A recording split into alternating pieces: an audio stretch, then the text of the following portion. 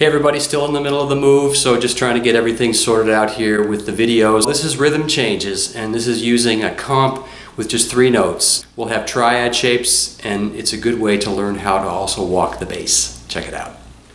So I'm going to do the rhythm changes in B flat, and I'm going to start here with my B flat right here. But I'm going to use this shape because this is actually a G minor triad with B flat in the bass. And I can substitute that for a B flat 6 or B flat major 13, whatever you want to call it. So I'm going to move from this shape, and again we're going to look at the intervals. So we're going to have fifths, tritones, in some cases fourths.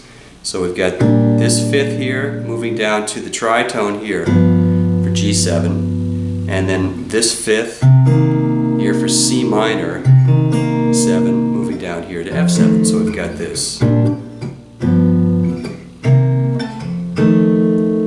And then we're going to go to D minor 7, which is going to be up here. Again, we have a fifth interval going to the dominant 7 tritone, and again repeat C minor 7, F7. So the cadence goes.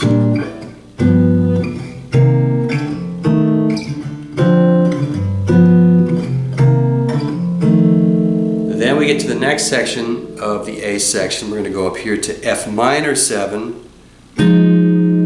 B flat 7. Now, E flat major 7 is the same shape here as the B flat was, but this is with the 3rd and the 7th. And then we're going to go to E flat minor 7, then D minor 7, G7, C minor 7, F7. Let me do it in context for you.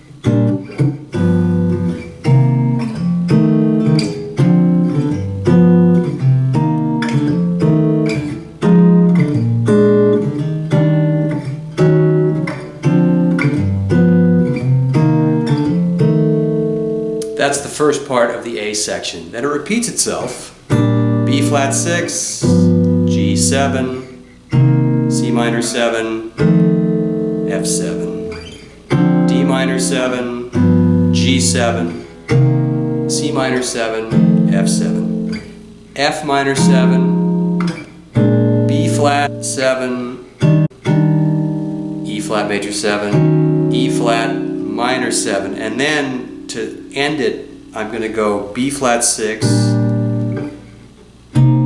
C minor 7, F7, B flat. So the ending is actually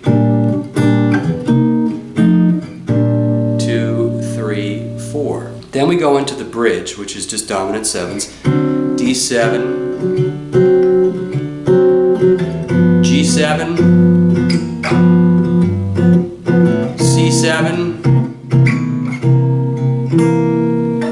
F7, and then we're back to the top. B flat 6, G7, C minor 7, F7, D minor 7, G7, C minor 7, F7, F minor 7, B flat 7, E flat major 7, E flat minor 7, and then again the ending that we had the second half, B flat 6, C minor 7, F7, B flat.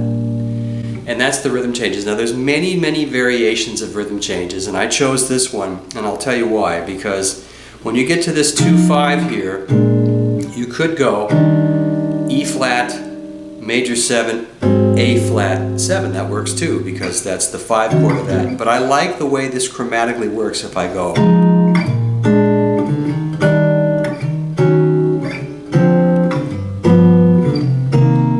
And if you notice, if I just take the top strings, the intervals here, and this is the F minor 7, B flat 7, E flat major 7, E flat minor 7, D minor 7, G7, C minor 7, F7. So you see that top note is moving down chromatically, and this is just an interesting way to learn about voice leading. If I was going to use a walking bass, I would do something like this.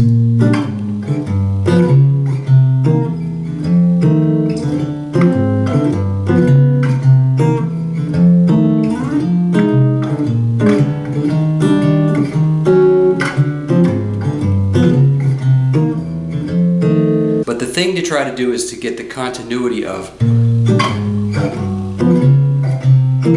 moving bass with the notes, those 2-note chords, the top parts of each chord. And in some cases, walking bass is more about the feel of the movement than it is actually the note itself. And this is a good way to practice it just on rhythm changes. And do it slowly. Just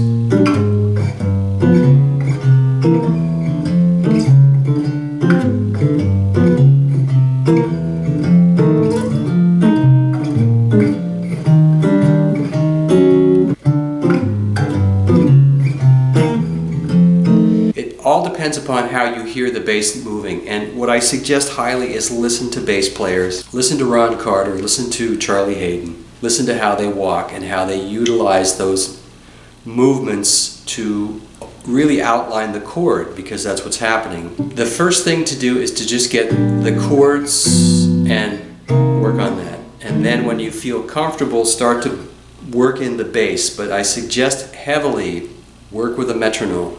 Either set it on triplets or get a drum machine or some kind of drum loop that you can work with, and do a slow tempo like 1 and a 2 and a 3 and a 4 and a...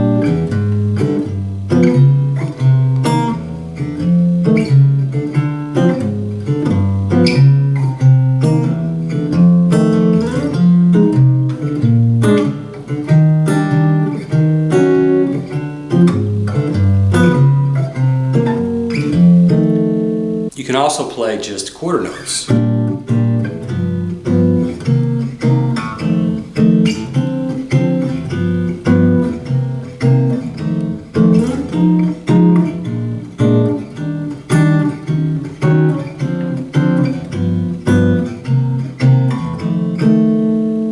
So that's it for rhythm changes today. Thanks again for subscribing, and I'll see you in the next video.